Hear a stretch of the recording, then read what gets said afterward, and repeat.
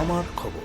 তারাপীঠের ভয়াবহ হোটেলে অগ্নিকাণ্ডের 9 জনের মৃত্যু এবং কলকাতার হোটেলে আগুন লেগে আরও 9 জনের প্রাণহানির ঘটনার পর এবার নড়ে চড়ে বসল সিউড়ি পুলিশ প্রশাসন। শহরের হোটেল ও লজগুলিতে অগ্নি নিরাপত্তা ব্যবস্থা কতটা সুরক্ষিত তা নিশ্চিত করতে মালিকদের নিয়ে বিশেষ বৈঠক করলেন সিউড়ি থানা।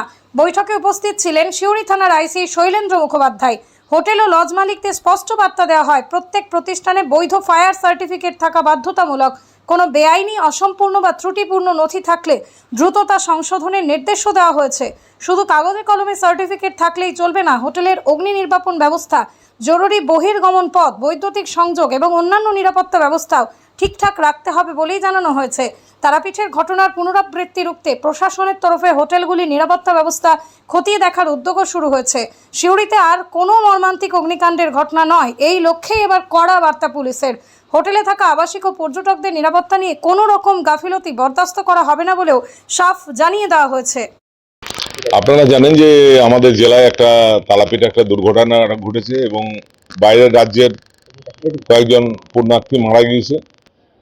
তো সেই দুর্ঘটনার জন্য সিউড়িতে যেন এরকম পুনরাবৃত্তি না হয় সেই জন্য লজ অ্যাসোসিয়েশন এবং লজ মালিকদের আইসির পক্ষ থেকে ডাকা হয়েছিল যে কি কি ক্রাইটেরিয়া থাকতে হবে, কি কি থাকতে হবে, সেগুলো নিয়ে আলোচনা হলো। তার সঙ্গে মানবিক দিক নিয়েও অনেক আলোচনা উনি করলেন যে পরবর্তী ক্ষেত্রে কিছু একটা ইনসিডেন্ট ঘটে যাওয়ার পর, একটা মানুষ চলে যাওয়ার পর তারপর আপনি কাগজ ঠিক করলেন বা করলেন, সেটা বড় ব্যাপার নয়।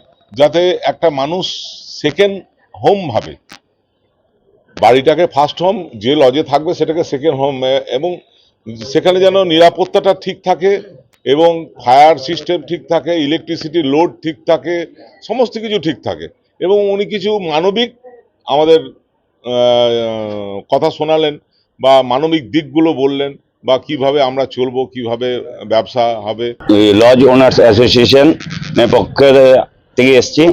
গতকাল আমাদেরকে আইসি আমাদেরকে জানিয়েছে যে আমাদের সঙ্গে একটা আজকে সকাল 11টার সময় একটা মিটিং ডেকেছে। ডিউ টু রিসেন্ট একটা অ্যাক্সিডেন্ট ঘটেছে, দুটো অ্যাক্সিডেন্ট কলকাতা তারাপীঠে এবং কলকাতাতে, এবং বেশ কিছু মারা গেছে। তার জন্য আমাদের এখানকার লজের পরিস্থিতি কি সেগুলি জানার জন্য এবং আমাদের ফায়ার সেফটি কতটা আছে বা আমাদের সরাই লাইসেন্স আছে কিনা বা অন্যান্য সমস্ত কিছু ব্যাপারে আমাদেরকে ডেকেছিল এগুলি জানার জন্য। তো আমরা সবাই এসছিলাম এখানে, মোটামুটি আমরা আজকে 30 জনের মতন লজ মালিক এসছি।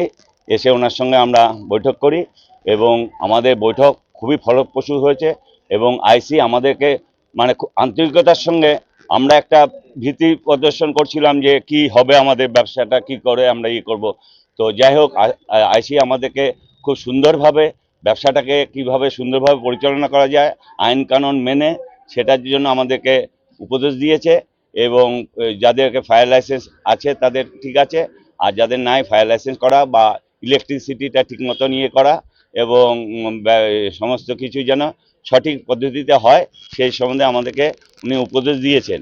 এবং আমরা সবাই ওনার এই উপদেশে খুবই খুশি হয়েছি যে না, উনি আমাদের সঙ্গে আন্তরিকতার সঙ্গে উনি আমাদেরকে বলেছে আপনারা ব্যবসা করুন, কিন্তু সরকারি কিছু নিয়ম কানুনগুলিকে মেনে করুন। এই জন্য আমরাও সচেষ্ট আছি। আমাদের মধ্যে যদি কোনো ভুল ত্রুটি থাকে বা কোনো রকম থাকে, সেটাও আমরা সংশোধন করে নেওয়ার চেষ্টা করব বলেছি, কথা দিয়েছি।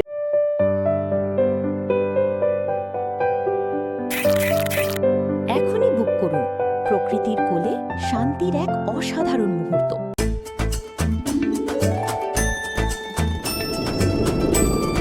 মনের সাথে স্বাদের যোগ করিয়ে দিল মোহনভোগ। দেখতে চোখ রাখুন আমাদের ফেসবুক ও ইউটিউব চ্যানেলে।